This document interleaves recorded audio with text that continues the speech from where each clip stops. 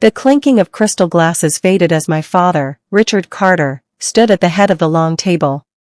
His retirement dinner was in full swing, filled with his stoic colleagues. I felt a surge of pride. "Dad," I began, my voice clear.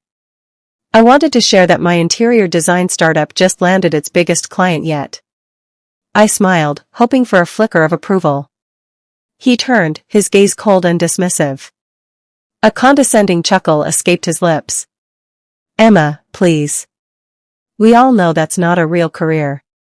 It's time to stop this dreaming and get a real job before you embarrass yourself further." The air was sucked from the room. Heat flooded my cheeks. I forced a tight smile, my heart cracking like ice. Later, as I collected my coat, the company's elderly CEO, Mr. Peterson, touched my arm. "A shame about Richard's old office building," he murmured. "Prime location. It will be on the market soon, you know." He gave a knowing wink before melting back into the crowd. His words sent me spiraling back.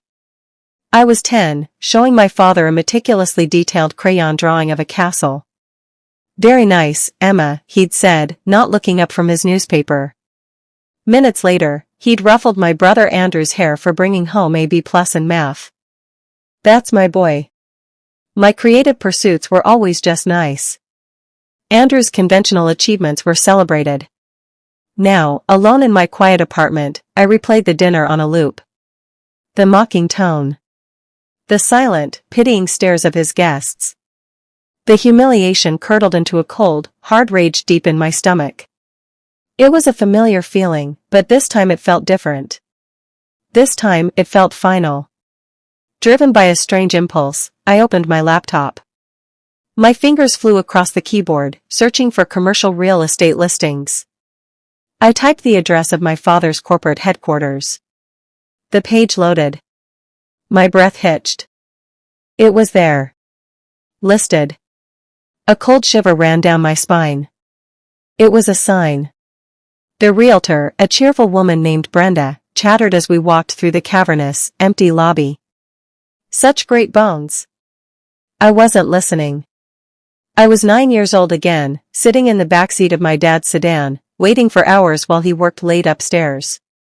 This building was a temple to his absence, a monument to his career that always came first. The polished marble floors echoed with the ghost of my childhood resentment. It felt powerfully symbolic. Brenda's voice cut through my memories. "It's a funny story, really. The previous tenant, Carter and Sons, had to downsize significantly. They just couldn't afford the lease renewal. The irony was almost too perfect. The temple of his pride, abandoned because he couldn't maintain it." I ran a hand over the cold wall, a plan beginning to smolder in my mind. I decided to give him one last chance. I met him for coffee, my hands wrapped tightly around the warm mug. "Dad, the business is growing. I'm thinking of expanding, maybe even buying a proper office space." I watched his face, hoping for a shred of support. Instead, a familiar, patronizing smirk twisted his lips. He let out a short, dismissive laugh. "You?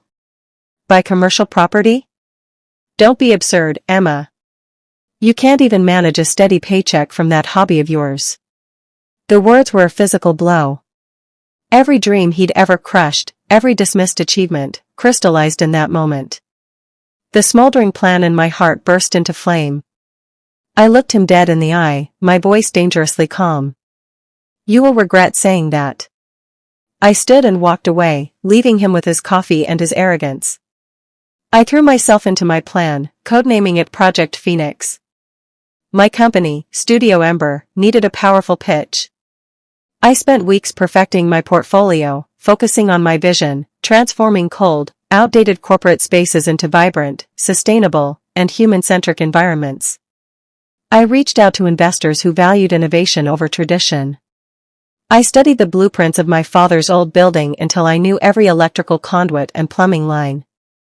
The renovation costs were staggering, but the potential was immense. I just needed the capital to make my move. After a particularly promising meeting with a venture capital group, I received an email. My heart hammered against my ribs as I read it. One of the partners was intrigued. They wanted a private meeting. They mentioned a silent partner, an anonymous investor with very deep pockets, who had taken a special interest in my proposal. Somehow, my father found out I was seeking a loan. He called me, his voice dripping with scorn. "I heard you're shopping for money. I hope you have a backup plan, Emma. No reputable bank would be foolish enough to loan you that kind of capital." I listened, saying nothing, the phone growing hot in my hand. Days later, I walked into the very bank he used for his business. The manager, a serious woman named Ms. Davis, greeted me with a warm smile. We went through the motions, but the approval was already pre-printed. I signed the documents, my hand steady. Ms. Davis looked at me with a mix of curiosity and respect. "You have quite the backer in your corner, Ms. Carter. That anonymous sponsor, they must truly believe in you." I just smiled, the signed papers feeling like a weapon in my hands. The closing was a quiet affair. I signed my name on a dozen documents, the scratch of the pen the only sound in the sterile room. With a final flourish, it was done. I was the sole owner of the 12-story office building that had once housed Carter and Sons. The weight of the keys in my palm was immense. The irony was a rich, private pleasure I savored alone. I told no one, not even my brother Andrew. Brenda, the realtor, beamed as she handed me the master key. "It's all yours." "Oh, one small thing," she added casually. "The previous tenants left a bunch of old files in the basement storage. You might want to have it hauled to the dump." The basement was a tomb, silent and thick with dust. I clicked on my flashlight, the beam cutting through the gloom. Stacked against the far wall were cardboard boxes, their sides bulging. I brushed the dust from one label. Carter and Sons, Financial Records 1989-2020. My pulse quickened. I opened the first box. It was filled with files, but these weren't ordinary ledgers. I found memos detailing financial cover-ups, reports where losses were cleverly redirected to make divisions look profitable. It was a history of arrogance and mismanagement. Then I found it. A file labeled Confidential, Downsizing Plan. I flipped it open, my eyes scanning the cold, clinical text. And then I saw it, a recommendation to shift Andrew's entire division, knowingly unstable, to absorb the worst of the losses, a move that specifically protected my father's own executive pension fund. I met Andrew for dinner at a quiet pub. He looked tired and defeated. "Dad said the collapse of my division was my fault," he mumbled, staring into his beer. "That I lacked leadership." My heart ached for him. I said nothing, simply sliding the confidential folder across the sticky table. He opened it, confusion turning to dawning horror as he read. His hands began to shake, his knuckles white.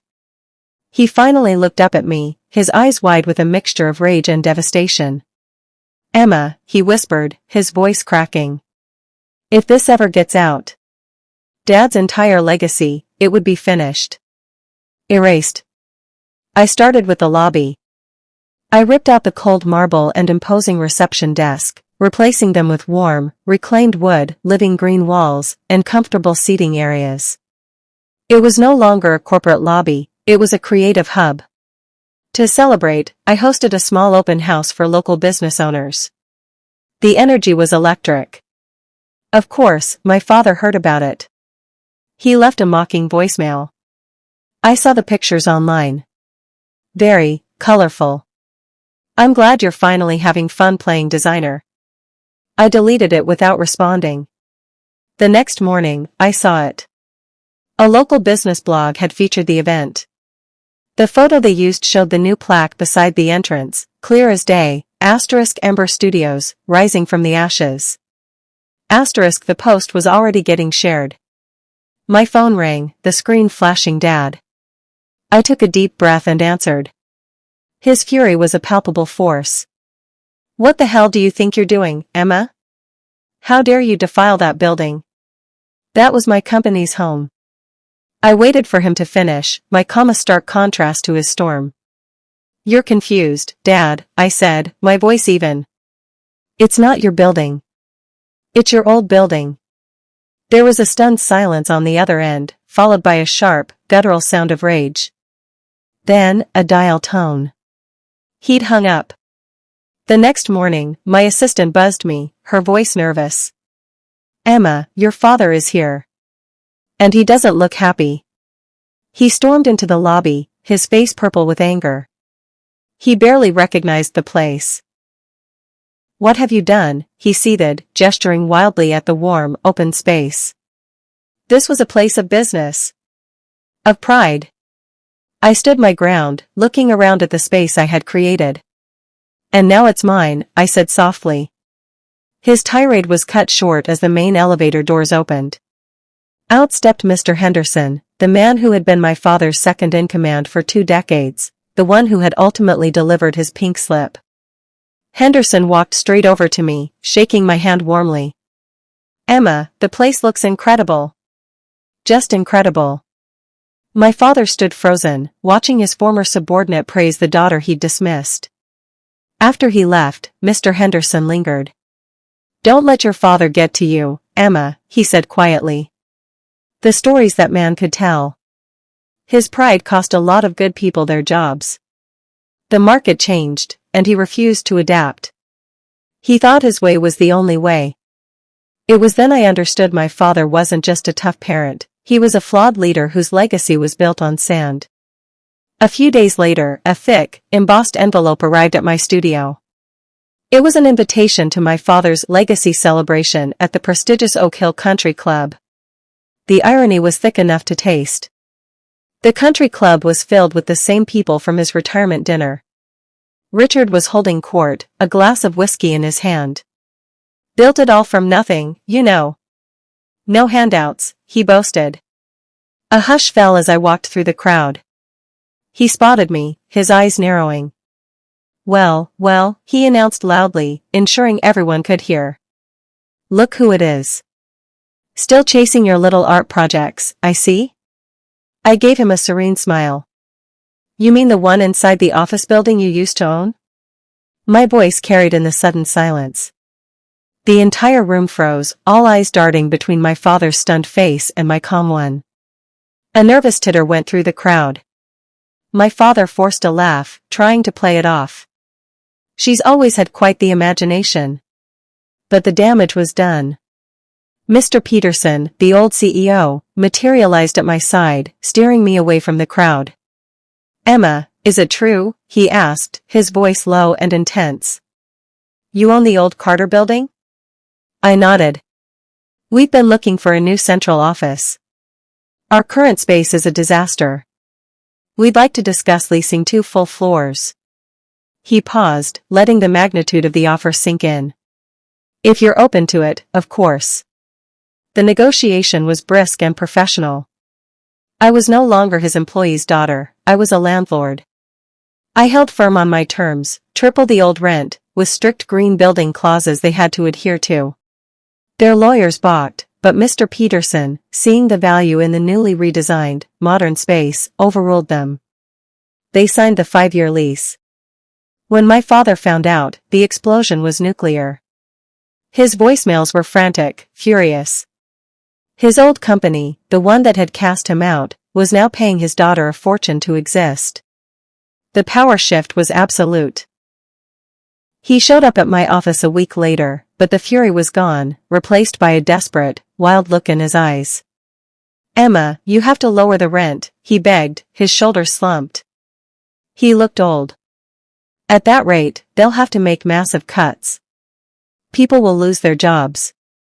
Good people. My people." I looked at him, truly looked at him, from my side of the desk. The desk I owned. "Did you ever worry about me losing my job, Dad?"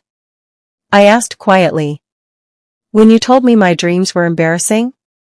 When you said I couldn't manage a steady paycheck? Did you lie awake worrying if I would be okay?" The silence that followed was my answer. He had no reply. I shook my head slowly. The rent stands. The inevitable happened. The financial strain of the new lease, combined with other market pressures, forced the company to downsize further. They consolidated operations and my father's cherished pension fund, the one he'd protected at Andrew's expense, was dissolved. The man who had valued image above all else was now a cautionary tale. The final blow came when the local business journal ran a story on adaptive reuse of old buildings, featuring Studio Ember prominently. The headline was a masterpiece of schadenfreude, * from executive to evicted, former Titans company now leased by the daughter he once mocked. *. I was working late when I heard a tentative knock on the glass door. It was my father. He looked shrunken, holding a small cardboard box filled with a lifetime of desk trinkets. He couldn't meet my eyes. I had to clear out my home office, he mumbled. He took a shaky breath. I thought maybe. I don't know. I could help around here. Answer phones. Something. The raw humility in his voice was something I had never heard before.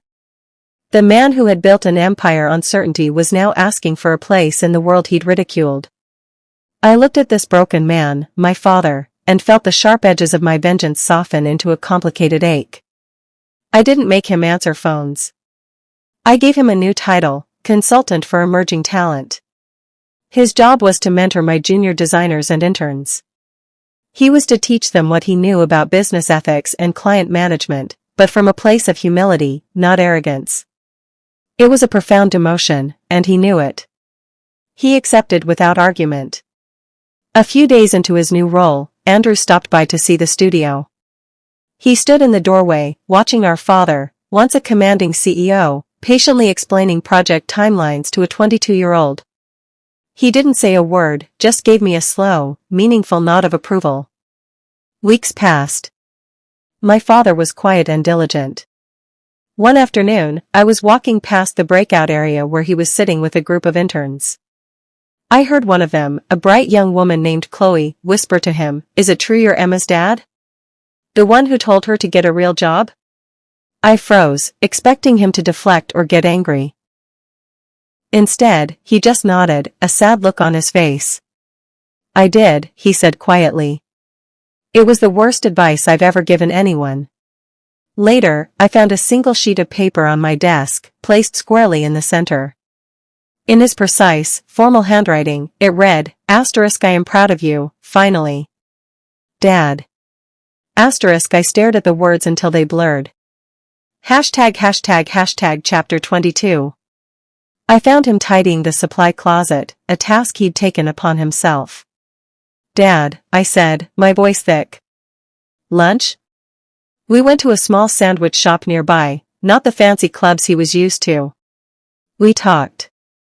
Not about business or legacies, but about my childhood, his fears, the pressure he felt to provide a certain life. He spoke of his own father's expectations. For the first time, I saw the chain of pressure that had created him. As we finished, he looked at me, his eyes clear. "There's something I'd like to show you." Back at the studio. He led me to the corner office on the top floor, the one that had been his. I had transformed it into a bright, airy design studio with panoramic windows. He walked to the center of the room and stopped. "This is where I lost myself," he said, his voice echoing softly in the empty space. "I spent so many hours in this room, believing I was building something that mattered. But all I was building was a wall." He turned to face me, his eyes glistening. "Emma, I am so sorry. For everything." The last piece of my anger dissolved. I reached into my pocket and pulled out a small, polished brass keychain, engraved with a single word, Ember. I pressed it into his hand. Months later, I was the keynote speaker at a major design and innovation conference. The auditorium was packed. I spoke about resilience, about rebuilding not just spaces, but identities. I talked about the phoenix, rising from ashes. As I spoke, my gaze swept across the audience. And there he was. My father, sitting in the third row, next to a beaming Andrew. He wasn't smirking or looking away. He was listening, intently. And as I finished my speech, he stood and began to clap, tears streaming openly down his face, his applause the loudest in the hall. The camera for the live feed panned across his proud face, then up to the massive screen behind me, which displayed the new logo for our expanded firm, Carter and Ember Studios. On the opening day of Carter and Ember Studios, I walked through the vibrant, bustling lobby one last time before the ribbon cutting. The space was filled with the energy of my team, of clients, of possibility. At the new reception desk, my father stood, dressed in a simple, elegant suit. He was greeting early arrivals, not as a titan of industry, but as a humble, proud host. He caught my eye and gave me a small, genuine smile. I walked over to him, the noise of the crowd fading into the background. I looked at this transformed man, this humbled father, and I smiled. I guess I did get a real job after all. He reached out and squeezed my hand, his eyes full of a quiet, hard-earned peace. My gaze lifted above his head, to the polished brass plaque mounted on the wall. It gleamed in the morning light, stating a simple, powerful truth for all to see, *, owned and rebuilt by Emma Carter. *,